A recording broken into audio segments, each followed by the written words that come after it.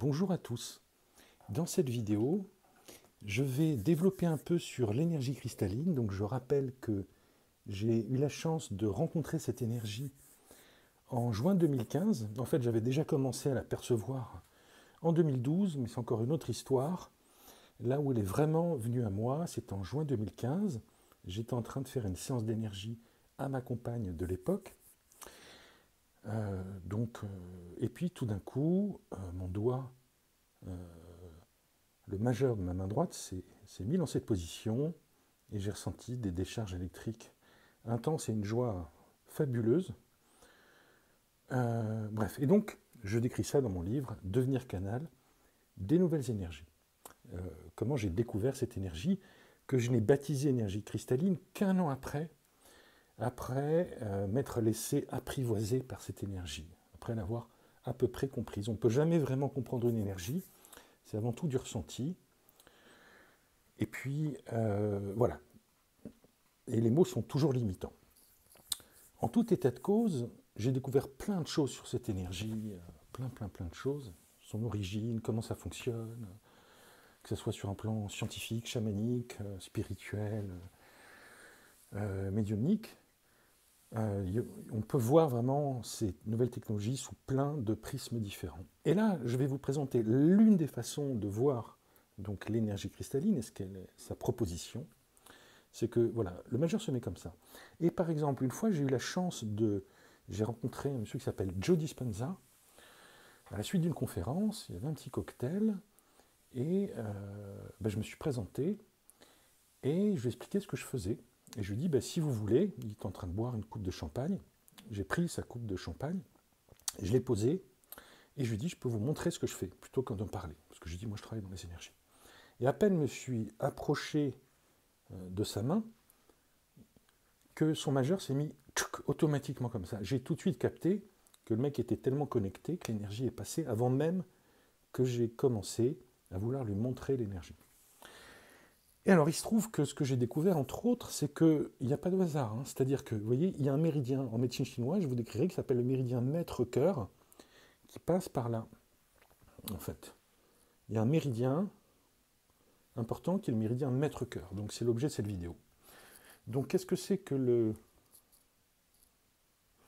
maître-cœur? Le maître du cœur est un organe virtuel qui est associé au cœur, dont il reprend les correspondances.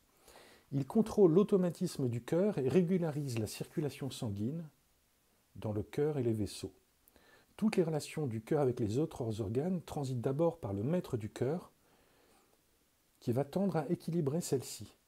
Son rôle est de transmettre à tout le corps les ordres du cœur dont il est le porte-parole. Sublime la médecine chinoise, c'est beau. Le porte-parole. Comme un ministre, il est celui qui est chargé de relier et d'harmoniser tout ce qui se passe à l'intérieur. Il entérine et légifère tout ce qui concerne notre conceptualisation intérieure des choses. Et c'est celui qui veille au respect des repères intérieurs, des croyances établies. Il protège l'énergie du cœur. Il en charge la sexualité et son équilibre.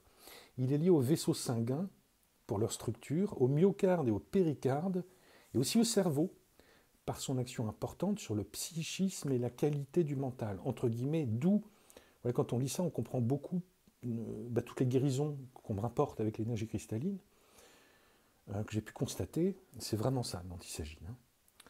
Il diffuse les choses sur le plan physique et psychologique, sang et idées, fluidité du raisonnement, capacité à recycler les idées. Donc on parle toujours du méridien maître-cœur ou maître du cœur. Les émotions qui y sont associées sont la joie, le plaisir et le bonheur. Oui, c'est ça l'énergie cristalline, c'est réveiller notre vitalité. L'énergie du maître-cœur nous donne la faculté de garder notre calme en période d'excitation. Il traite les affections dites cardiaques. Oui, l'énergie cristalline est excellente pour les gens qui ont des problèmes cardiaques, mais pas que. Le méridien du maître du cœur a une puissante influence sur l'état mental et émotionnel de l'individu.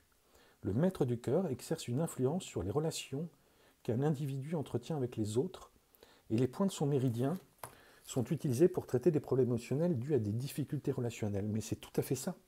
Combien de fois on m'a rapporté qu'après une séance d'énergie cristalline, les gens changent en psychologie. C'est-à-dire que des gens, par exemple, on m'a raconté plein d'exemples, une dame qui avait une voisine très très toxique, qui bouffait son énergie, qui lui racontait sa vie, bref. depuis qu'elle fait l'énergie cristalline, cette personne ne l'approche plus. Donc il y a quand on pratique beaucoup l'énergie cristalline, on est tellement transparent que on perd un peu notre ego, et donc les manipulateurs n'ont plus de prise sur nous. Parce que les manipulateurs, ils cherchent à vous manipuler pour flatter votre ego. Donc ils cherchent là où être. Donc si vous n'avez plus d'ego, vous n'êtes plus manipulable. C'est horrible pour un manipulateur, il ne sait plus par quel bout vous prendre. Voilà, donc c'était un speech sur le méridien du maître-cœur. Ce n'est qu'une façon, hein, il y a plein de manières de voir la réalité, plein de dimensions.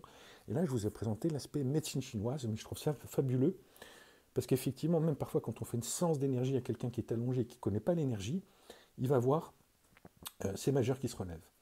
Donc il s'agit, quand on pratique l'énergie cristalline, entre autres, le praticien active son méridien, ce qui est génial, au niveau de la cohérence de ce qui peut se passer entre un praticien et puis le receveur, et puis même chose sur le receveur. Donc en fait, dans l'énergie cristalline, il y a une syntonisation progressive des rythmes du cerveau du praticien, de celui du receveur, et une syntonisation progressive de son cœur, du cœur du praticien avec le cœur du receveur.